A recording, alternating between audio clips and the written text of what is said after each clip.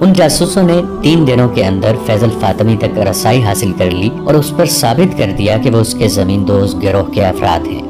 فیضل فاطمی کو یہ خطرہ بھی تھا کہ لڑکی چونکہ قید میں ہے اس لیے اذیت کے زیر اثر بتا دے گی کہ وہ بھی اس کے ساتھ ہے۔ فیضل فاطمی کے لیے اپنا تحفظ ضروری تھا، لہٰذا اس نے لڑکی کے اغوا کا منصوبہ بنایا۔ اس میں اس نے کماندار کو اپنے ساتھ رکھا، 2 آدمی علی بن سفیان کے بھیجے ہوئے اور 2 اپنے ملا کر اس کے سپرد یہ کام کیا کہ وہ لڑکی کو اٹھا لائیں گے اور کھنڈر میں پہنچا دیں گے۔ اس کھنڈر کو انہوں نے کچھ عرصے سے اپنا خفیہ اڈا بنا رکھا تھا۔ منصوبہ بن گیا تو علی بن سفیان تک پہنچ گیا۔ 5-6 دنوں میں احمد کمال اور لڑکی کو بتایا گیا کہ وہ برآمدے میں سوئیں گے اور رات کو لڑکی اغوا ہوگی جس کے خلاف وہ مزاحمت نہیں کریں گے۔ مکان کے باہر ہر وقت ایک سپاہی پہرے پر رہتا تھا۔ اس رات جو آدمی پہرے پر تھا وہ سپاہی نہیں بلکہ علی بن سفیان کے محکمے کا جاسوس تھا۔ اسے معلوم تھا کہ رات کو اس پر حملہ ہوگا اور حملہ کس طرح کا ہوگا۔ حملہ کرنے والا علی بن سفیان کا آدمی تھا۔ اگر فیضل فاطمی کا آدمی ہوتا تو وہ اسے خنجر مار کر ہلاک کر دیتا۔ اس رات فیضل فاطمی اور کماندار کھنڈر میں چلے گئے۔ مقررہ وقت پر پہرے دار پر حملہ ہوا، دیوار پھلانگی گئی۔ اس وقت احمد کمال جاگ رہا تھا۔ اس نے دیکھا کہ لڑکی کو اٹھا لیا گیا ہے لیکن وہ آنکھیں بند کر کے لیٹا رہا۔ اس نے تڑپنا اس وقت شروع کیا جب وہ رسیوں میں بند چکا تھا۔ لڑکی کو کھنڈر میں پہنچا دیا گیا۔ یہ ڈرامہ اس لیے کھیلا گیا تھا کہ فیضل فاطمی نے اغوا کا منصوبہ بنایا اور اس میں اپنے 2 آدمی شامل کر دیے تھے۔ اس پر یہ ظاہر کرنا تھا کہ یہ حقیقی اغوا ہے اور اس میں کوئی دھوکہ فریب نہیں۔ آخر دم تک شک نہ ہوا۔ اغوا کے بعد علی بن سفیان نے پہرہ دار اور احمد کمال کی رسیاں کھولیں۔ پیادہ سپاہی اور سوار تیار تھے۔ تھوڑے سے وقفے کے بعد وہ کھنڈر کی طرف روانہ ہو گئے اور کھنڈر کو گھیرے میں لے لیا۔ انہیں سب سے پہلے علی بن سفیان ہی کے ایک آدمی نے دیکھا جس نے فیضل فاطمی کو جا کر اطلاع دی۔ اسے باہر لا کر گھیرا دکھایا اور یہ مشورہ دیا کہ وہ اسی کمرے میں چلا جائے۔ اسے ادھر بھیج کر یہ آدمی باہر نکل گیا اور علی بن سفیان اور احمد کمال کو اندر لے گیا۔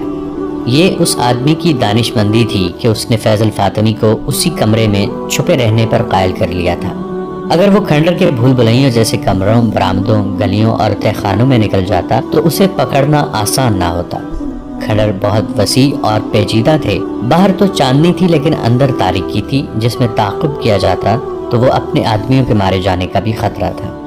بالکل آخری وقت فیضل فاطمی کو پتہ چلا کہ کماندار اور 2 آدمی اس کے ساتھی نہیں بلکہ اسے دھوکے میں یہاں لائے ہیں۔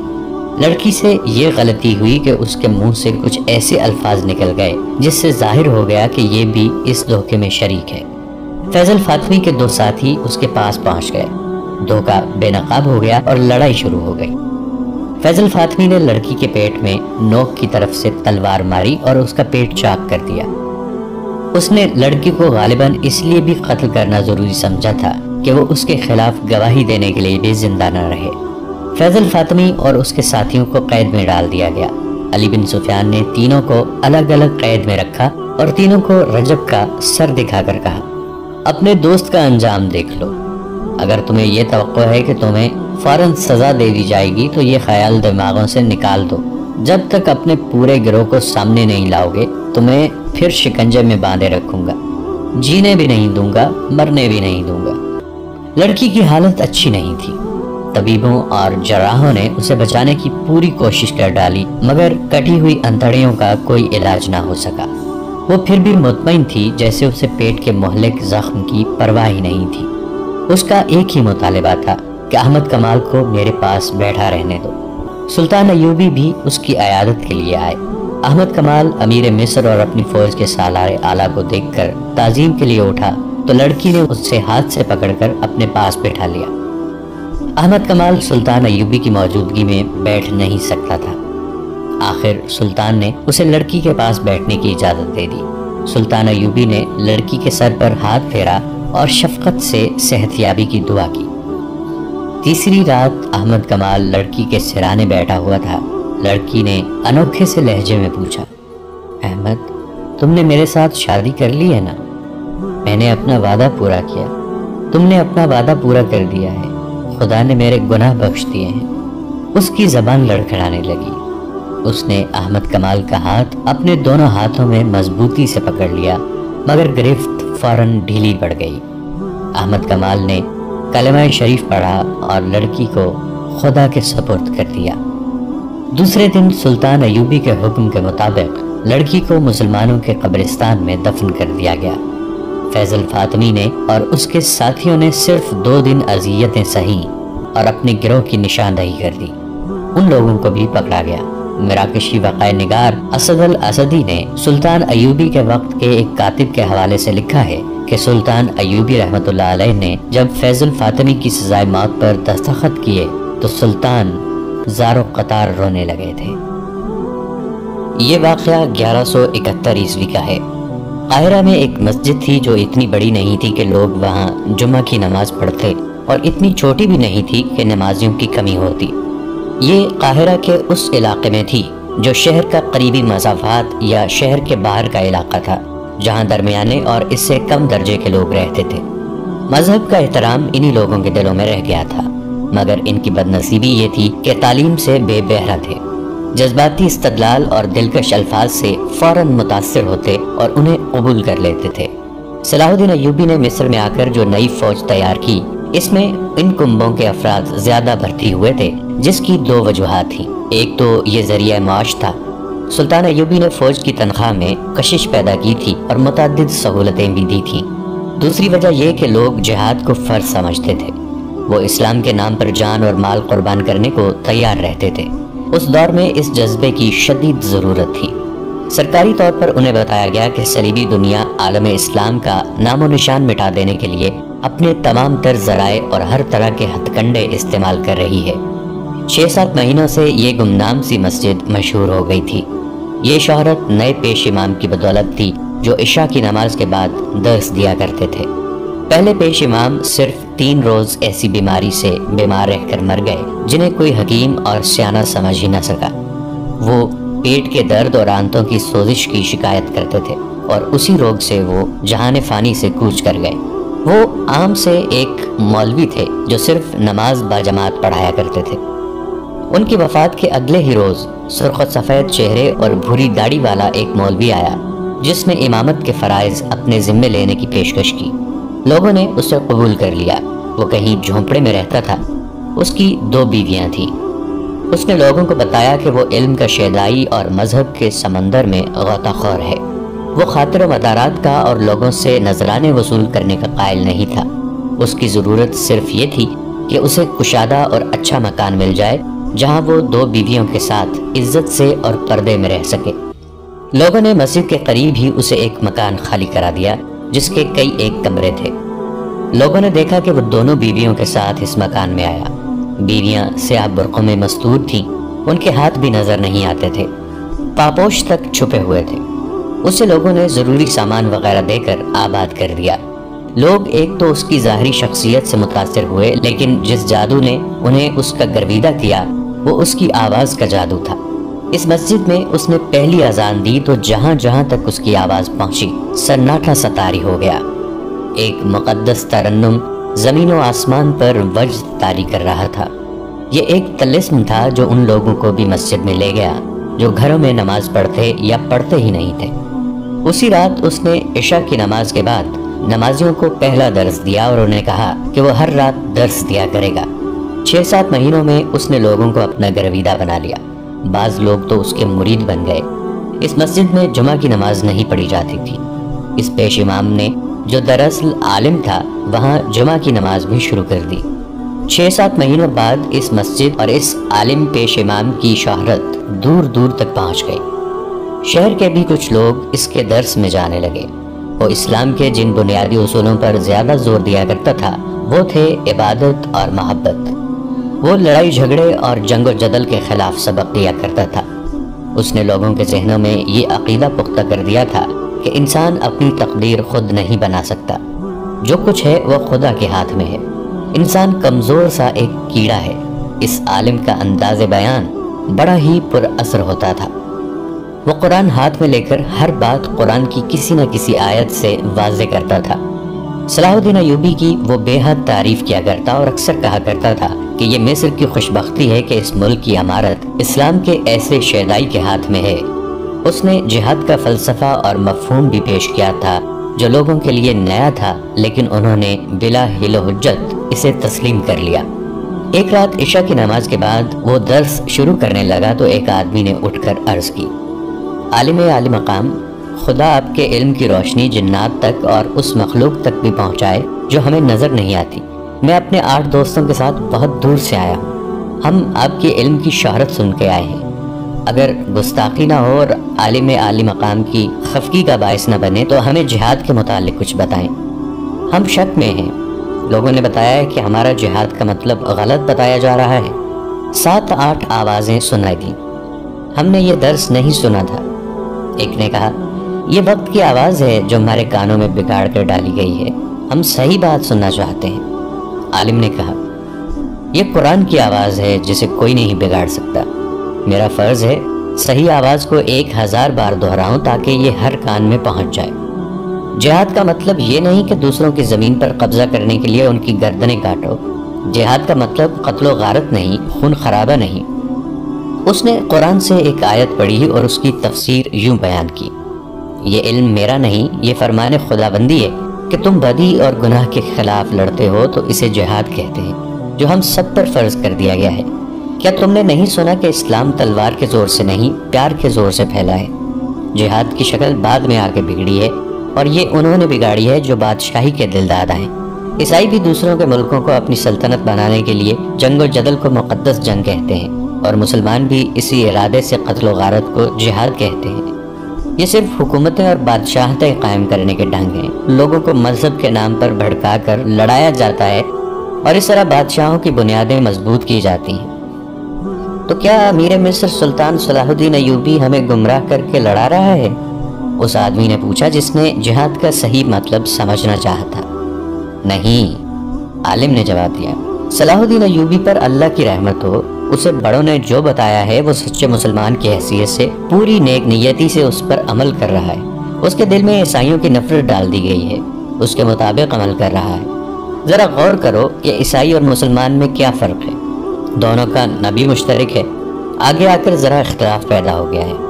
حضرت عیسیٰ محبت اور امن کا پیغام لائے تھے، ہمارے رسول صلی اللہ علیہ وسلم بھی محبت کا پیغام دے گئے ہیں، پھر تلوار اور زرہ بختر کہاں سے آ گئی؟ یہ ان لوگوں کی لائی ہوئی چیزیں ہیں جو خدا کی اتنی پیاری زمین پر جس پر صرف اسی کی ذات باری کی حکمرانی ہے، وہ اپنی حکومت قائم کرتے اور خدا کے بندوں کو اپنا غلام بناتے ہیں۔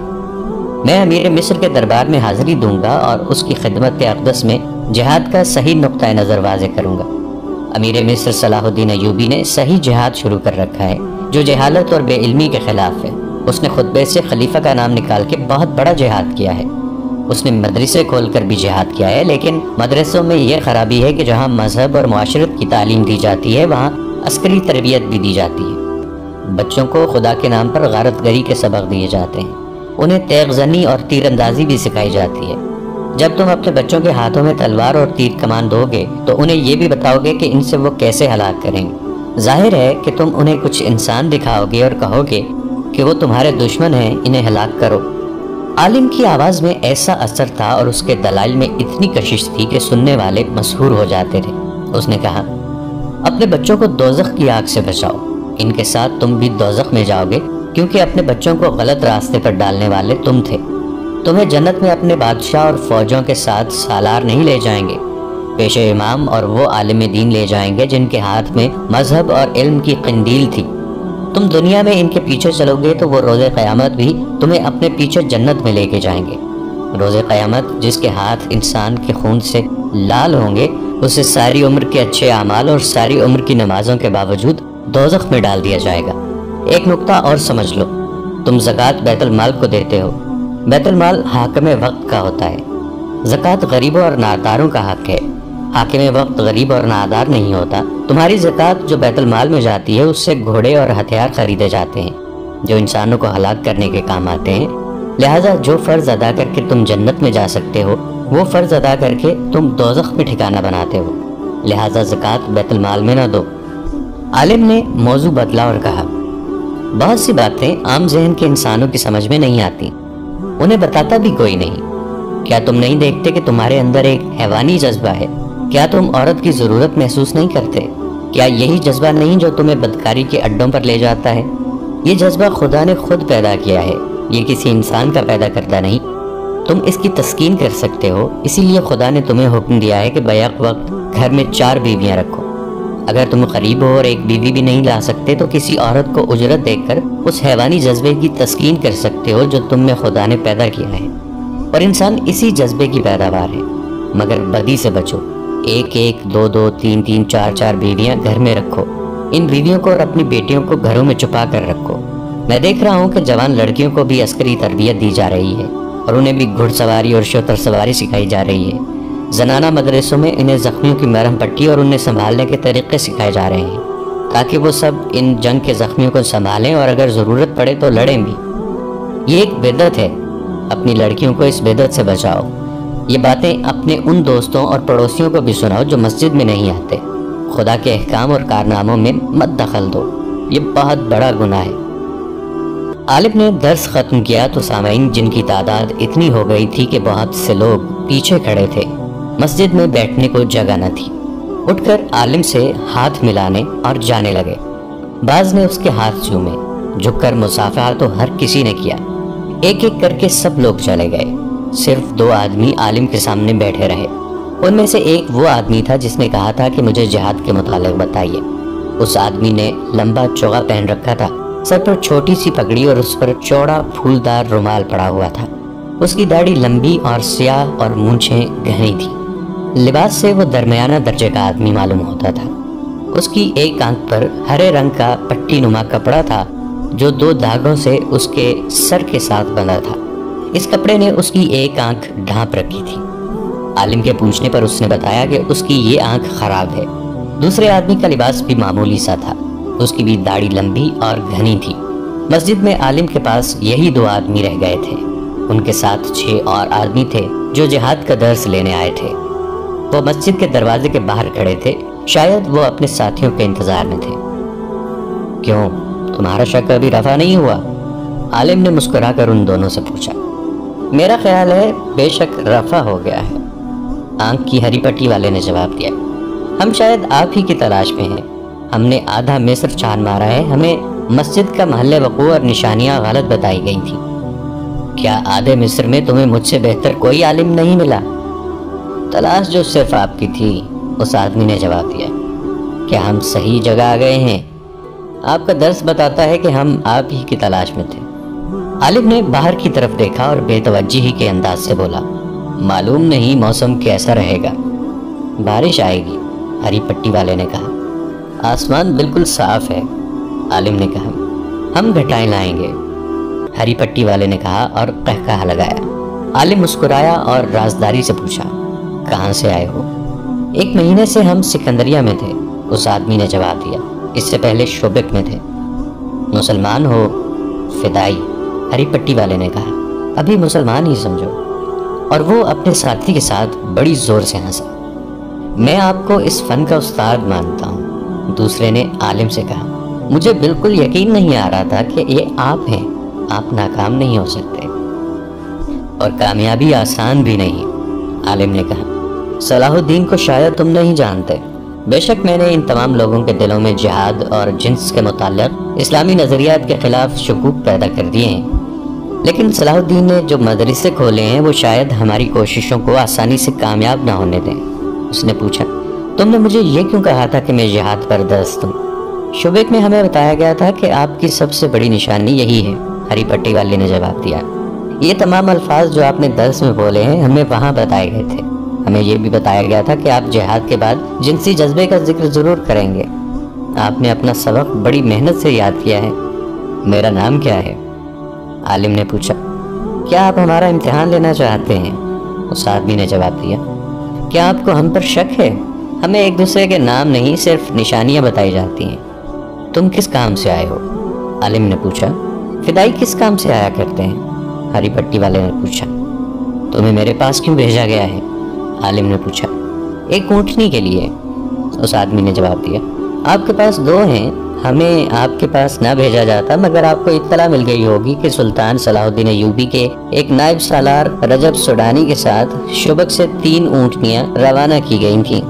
ان میں سے ایک ہمارے مقصد کے لیے تھی، مگر معلوم نہیں کیا ہوا کہ تینوں ماری گئیں۔ رجب کی کھوپڑی اور ایک سب سے زیادہ خوبصورت اونٹنی صلاح الدین ایوبی کے پاس پہنچ گئی تھی، وہ بھی ختم ہو گئی۔ ہاں، عالم نے آہ بھر کر کہا، ہمیں بہت نقصان ہوا۔